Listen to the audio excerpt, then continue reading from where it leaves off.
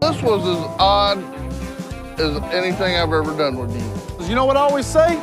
You make your money when you buy them, not when you sell them. For years, you watched the wild antics, the fiery arguments, and the amazing car builds of Misfit Garage. But what if the show you loved was hiding a deeper, more dramatic truth? What if the rivalries were fake, the struggles were staged, and the real lives of these mechanics were far more surprising than anything shown on screen? Prepare to uncover the shocking secrets that most fans never piece together. The firing that sparked a rivalry. The story of Misfit Garage began with a bang, or rather, a dramatic exit. Fans everywhere remember the big breakup. Tom Smith and Jordan Butler, two mechanics from Richard Rawlings' famous Gas Monkey Garage, were suddenly out. The official story, shared by Tom Smith with TMZ reporters in February 2014, was that he got fired after a heated argument with the manager.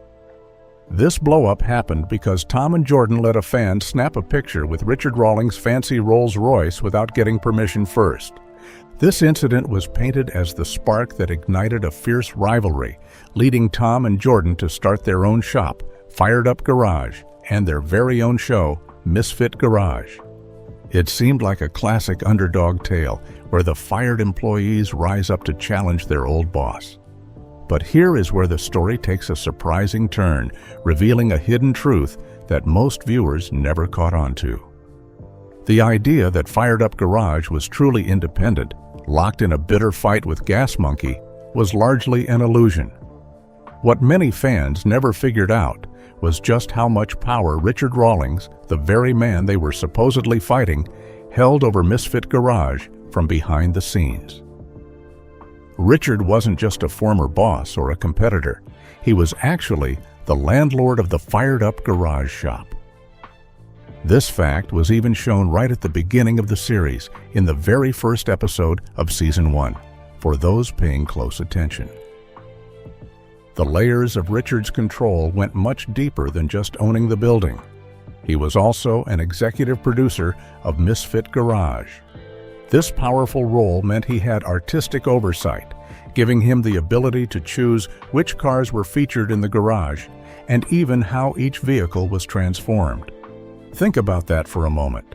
The supposed rival was secretly pulling the strings on the very projects meant to compete with him.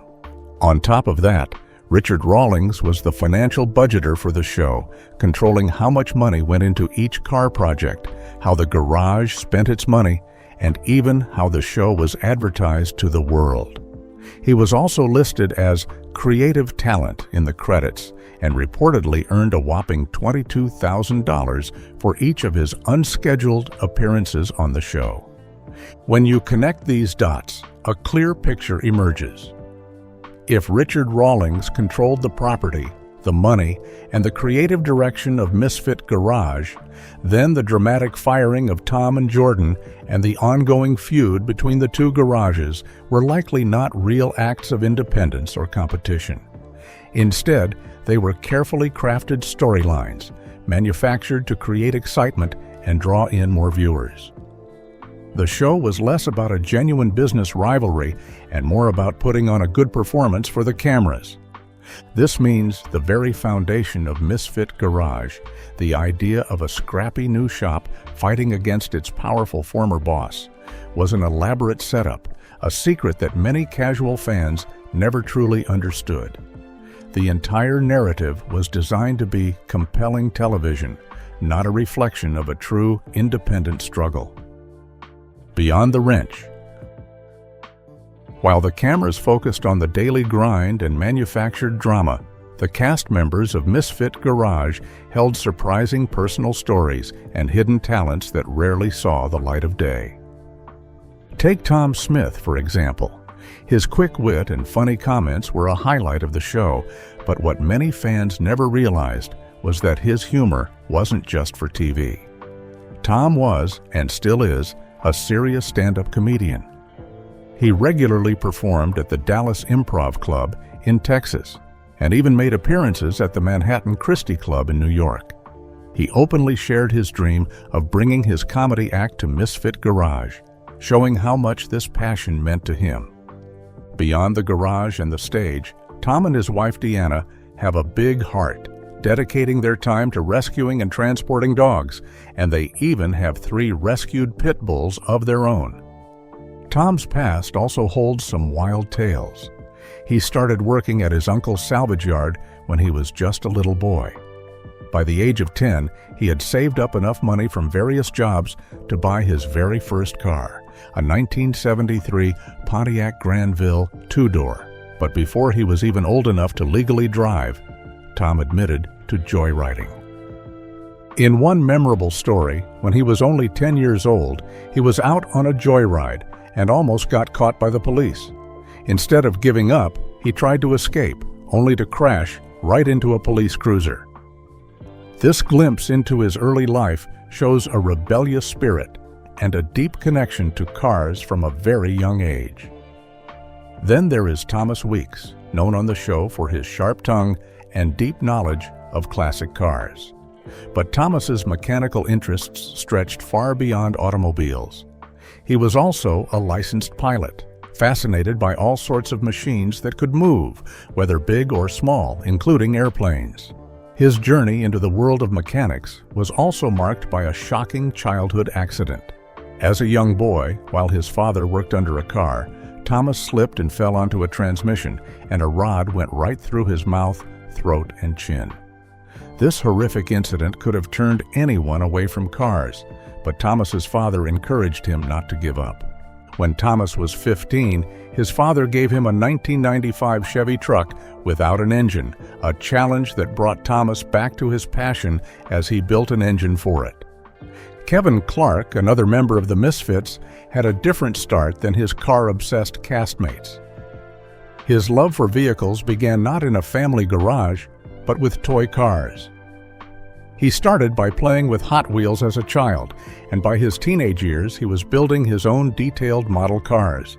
He still loves his miniature models today. John Klump, the skilled painter of the group, had a truly unique project before Fired Up Garage. He worked on a 1960s mock Batmobile in the form of a van, famously known as the Bat Van. This custom-built Batman-themed van was designed by George Barris, the legendary Hollywood car customizer who created the original Batmobile for the 1960s Batman TV show. The Bat Van was a sight to behold, with a sleek black body, bright orange-red trim, bat wings, a real flamethrower, and even fake machine gun and missile mounts.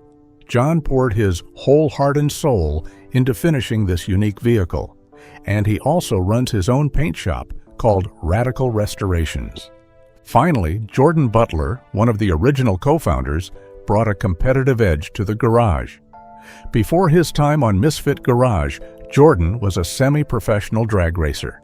He started racing weekly at local tracks in high school and boasted that he never lost a race, sometimes earning up to $1,000 for each win. These stories show that the people behind the Misfits label were not just characters playing a part on TV. They were real individuals with surprising pasts, diverse talents, and genuine passions that extended far beyond the show's scripted drama. The Misfit title might have been more accurate than fans realized, reflecting their unique journeys and interests rather than just their on-screen arguments. Why the cast really walked away. Misfit Garage was famous for its constant arguments and high-tension drama, which, as we have seen, was often planned for the cameras. However, this manufactured chaos had very real consequences, leading to a revolving door of cast members and genuine frustration among the crew. What many fans might not have realized is that the drama they watched wasn't always just for show. It caused real people to walk away. Scott McMillan, one of the founding partners of Fired Up Garage, was among the first to leave. He made it clear that he got sick of all the fussing and the constant arguments. Scott chose to step away from the TV spotlight to focus on his own business, Scott Rod's Garage, which he had started back in 2011. Jordan Butler's exit in Season 4 was also a turning point. marked by serious disagreements that were even more intense than what was shown on television. Jordan left because he did not want to accept a new partner, Kevin Clark, or move the shop to a bigger space. A year before a report on his departure, Jordan publicly shared on Facebook that he had lost his desire to work on cars after all the BS with Fired Up. He also stated clearly that he no longer kept up with the show or its former cast members, highlighting the deep resentment and bad blood that lingered after his departure. Even Kevin Clark, who joined the show later, eventually reached his breaking point. He announced his departure, simply stating, "It's just time to move on," and made it clear that he was tired of the amount of drama that surrounds the show. Kevin's exit, like Scott's, pointed to a pattern. The show's constant need for conflict and dramatic situations led to genuine burnout and a desire for a quieter, less chaotic work environment. And the challenges kept coming. Even John Klump, who stepped in to replace Jordan Butler, almost left the show himself. He started having second thoughts when he was faced with the daunting task of fixing a severely damaged 1959 Chevy El Camino that he believed was beyond repair. This moment of doubt highlighted the real difficulties and frustrations the mechanics faced with the projects they were given, especially when they felt a car was a lost cause. The builds that broke the rules. Misfit Garage was presented as a show about bringing old cars back to life, but a closer look reveals a surprising truth. The garage often seemed to destroy more cars than it truly restored. This, along with other questionable practices, raised eyebrows among serious car enthusiasts and exposed a deeper identity crisis within the show. Despite its premise as a restoration show, Misfit Garage featured several shocking instances of vehicles being deliberately wrecked or severely damaged. In one memorable episode, a 1971 GTO was crushed by a tank in Season 3, Episode 20, supposedly as a lesson in etiquette for Thomas Weeks. In another incident, a customer's truck was smashed when a tree fell on the shop in Season 1, Episode 3. There was even a moment when a Chevy pickup cab fell off a trailer on the freeway, getting completely demolished. These events, far from being about careful restoration, seem to prioritize spectacle and shock value, making viewers wonder about the show's true purpose. The modifications seen on the show also sparked debate. Some were genuinely dangerous, while others were simply fake. For example, John Klump's famous Bat Van had a real flamethrower, but its machine gun and missile mounts were fake because such additions would be too unsafe and illegal for American streets. More broadly, the show gained a bad reputation among car enthusiasts for reckless behavior with classic cars and a lawlessness with customizing cars. Many true gearheads openly disagreed with the methods used by the Misfit crew, leading to negative reviews and a decline in respect for the show's automotive credibility. Beyond the dramatic builds and controversial modifications, the financial reality of Fired Up Garage was also a secret to many. If you thought the mechanics were raking in huge profits from their restoration jobs, you were likely mistaken.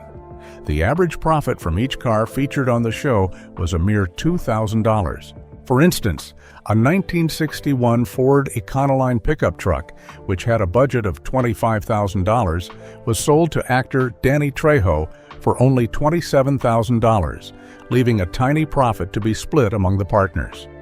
This low profit margin suggests that the cast members' salaries and the show's overall funding came primarily from its popularity and viewership, not from the actual car sales.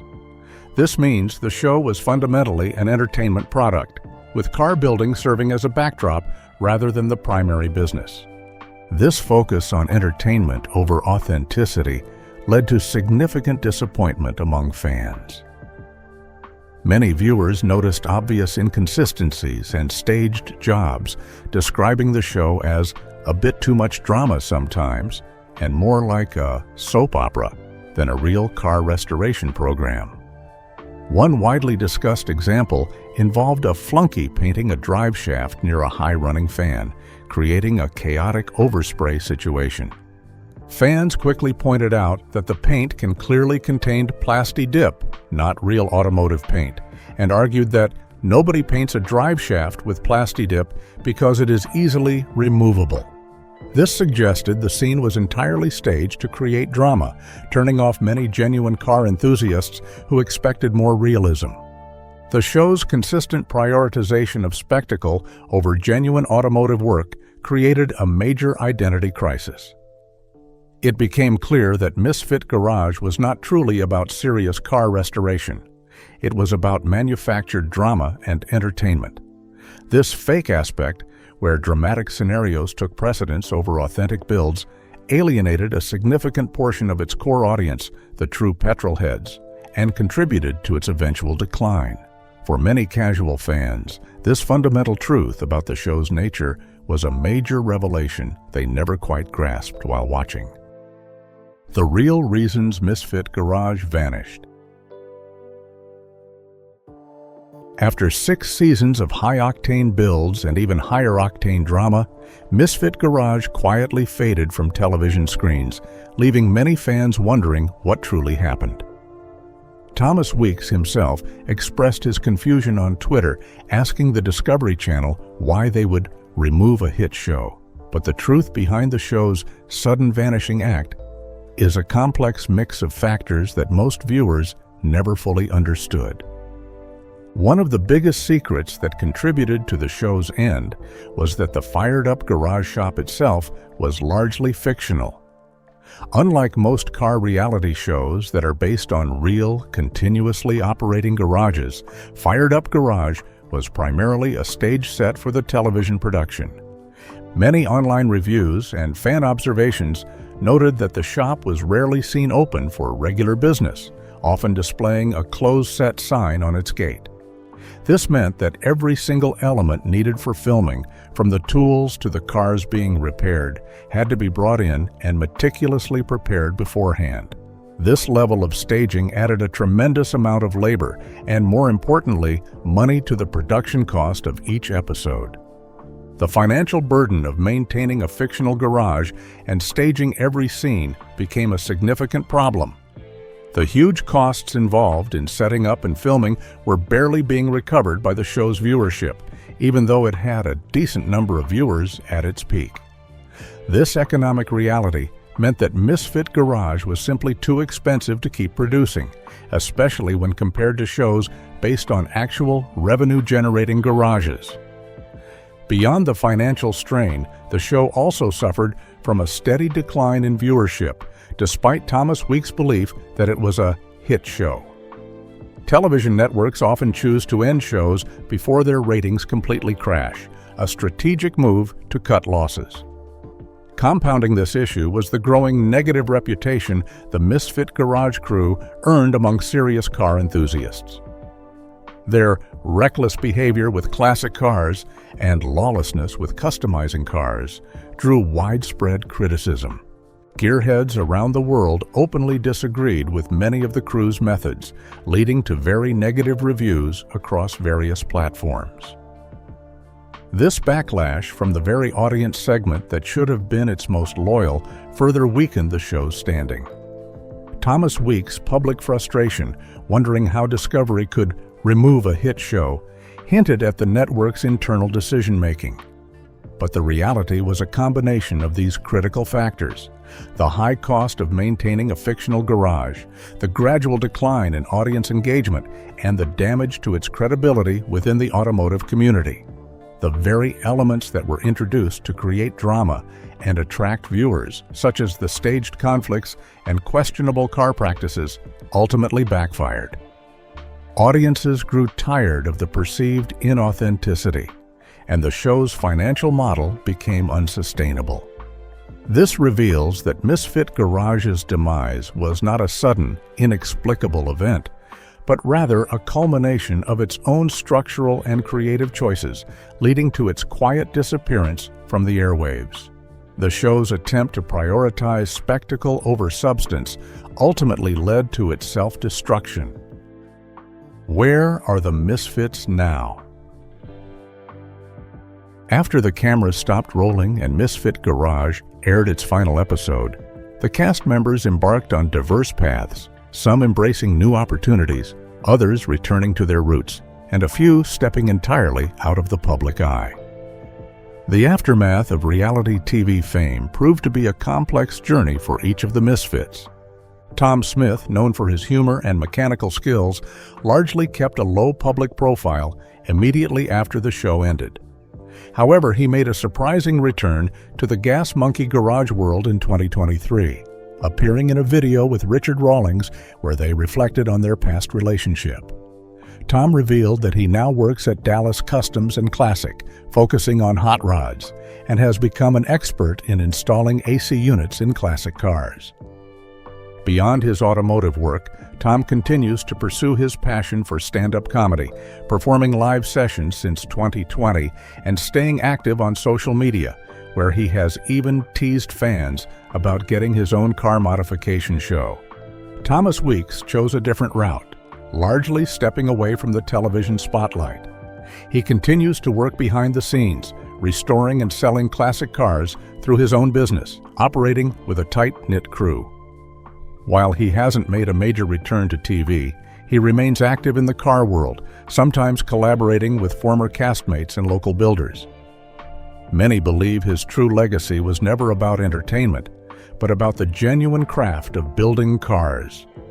It is also known that Thomas is a licensed pilot, a skill he possessed even during the show's run. Scott McMillan, who left Misfit Garage because he was tired of the drama, went back to fully dedicating himself to his own business, Scott Rod's Garage, which he established in 2011.